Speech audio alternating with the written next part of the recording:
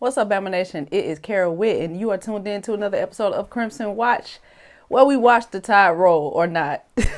Two losses. Two losses. In the beginning of the season, I said that I would accept two losses. I would accept a 10-2 and even a 9-3. But we are heading into the abyss of possibly losing 4 games. Let's talk about it. Make sure you guys give us a big thumbs up. That's right. Listen, I would be able to take the losses if we lost with some pride. You know what I'm saying? Like, we've lost games before. Like, we've had 2 losses when Nick Saban was coaching a couple years ago. And, but we always knew because we had the GOAT on the sidelines, we was going to be all right. But now, it's possible that we could lose more than 2-3 games. We could possibly lose 4 if this train doesn't get back on track. And I'm sorry to say, it starts with the top, okay? Coach DeBoer, this is on you. You are the head coach. We are paying you $10 million to come down here and coach at the University of Alabama. This train was already on the track, rolling, okay? The tide was rolling before you got here. All we ask you to do is maintain the standard. All we ask you to do is keep the train on the tracks. We have too many talented players out there on that field to be losing to Vanderbilt, to almost lose to South Florida, almost lose to South Carolina, almost lose to Georgia, losing to Tennessee, losing to Vandy. Like, we have too much talent on that field for that. And how we're playing is unacceptable. And I point all my fingers to you, coach. Now, I'm not looking to get you fired. Again, this is your first year. It's year 1. You know what I'm saying? So I would say this was expected, but it really wasn't expected. Like, I expected us to lose 2 games, but I definitely didn't expect us to lose to Vanderbilt, not 2 damn teams in Tennessee. Like I said, it would be easier to take the losses if the players act like they cared that we lost. I said that in the last video. The fans are more upset about losing than the players, it seems like.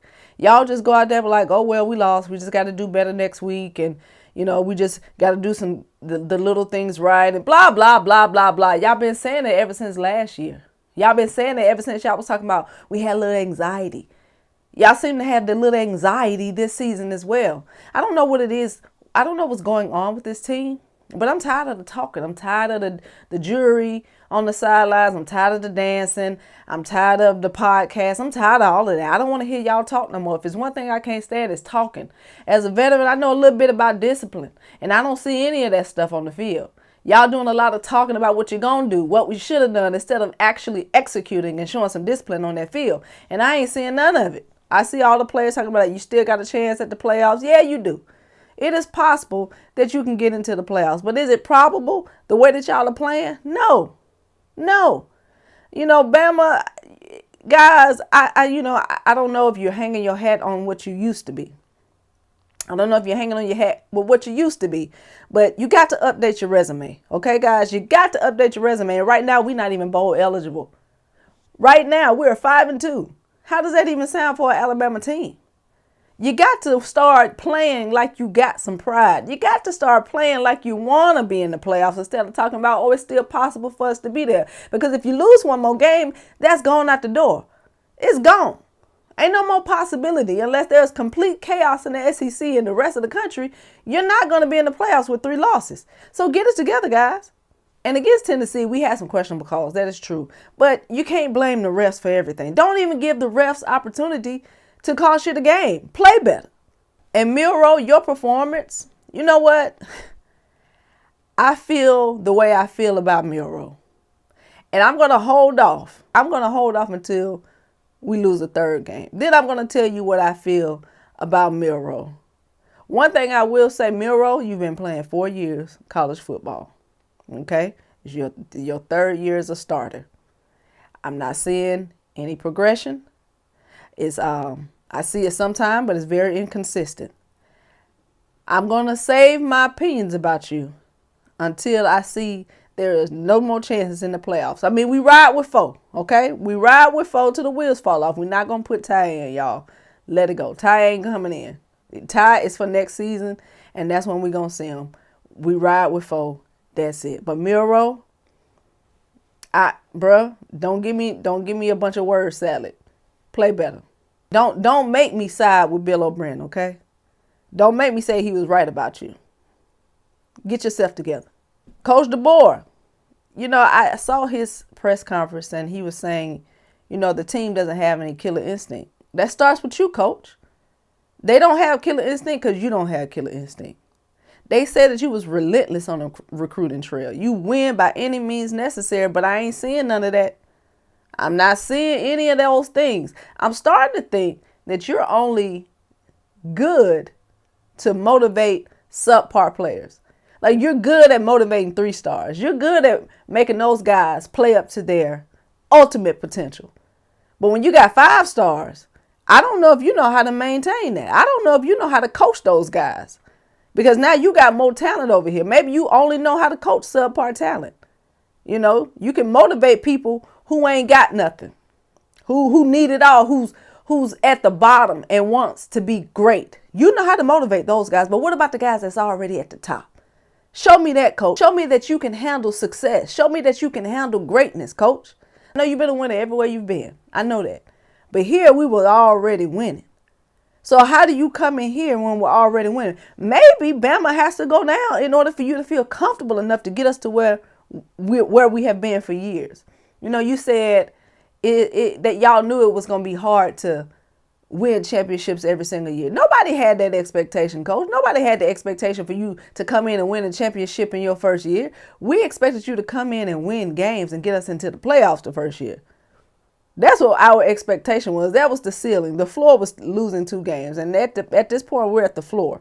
Don't let us go to the bottom, okay? Don't let us go to hell and lose 3 or 4 games, all right? But maybe we have to in order for you to feel like you can reach your full potential as a coach. I don't know. But I need to see something different when we play Missouri this weekend, okay? And this weekend, I want to see us run that ball. Why are we not running? We got Jan Miller and Justice Hayes. I've told y'all from the beginning of the season that Justice Hayes is my favorite player on the Alabama football team. And for good reason. These guys are dynamic runners.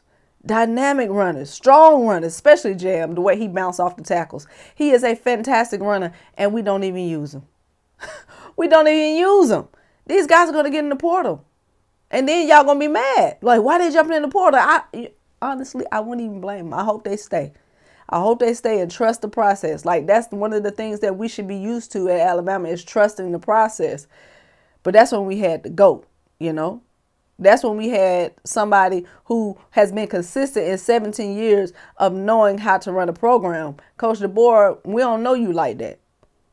But I'm going to trust you because, you've been a winner everywhere you go. I want to see what you can do with this group. But I got to see more running of the ball. Got to. No more of these 45 pass attempts. That's asinine. This is not the West Coast. Stop throwing that ball so much. Jalen Miro ain't that. Okay? He is a great athlete, but Jalen Miro ain't that. He ain't that to be passing the ball 45 times a game. 45 times a game? Huh? Come on now. And only scored 17 points? Please. Alabama, I don't know what your identity is. We're in the middle of the season. It's October and we've already lost 2 games. There is no room for error. We must win out, and we must win out convincingly to even get the 12th spot of the playoffs, okay? I don't know what y'all need to do. I don't want to hear about any more gimmicks that you have. Lock in. Lock in and do your job. This might be the worst Alabama team we have seen in 17 years. And with that being said, the fact that this is the worst Alabama team we've had in 17 years, new coach, new staff, new schemes, and yet Georgia still couldn't beat us with that. Because Georgia fans, I hear you. I know you beat Texas. You did. Wonderful for you. But as bad as Alabama has been, with the possibility of Alabama might possibly lose 4 games this season, you still couldn't beat them. But congratulations for beating Texas, I guess. Anyway, y'all, that's all I got. Alabama, show me something. Alabama, can you do something for me? Please. Got to see something different. I'll see y'all next time right here on the Crimson Watch where we watch the Tide roll. Roll Tide, y'all.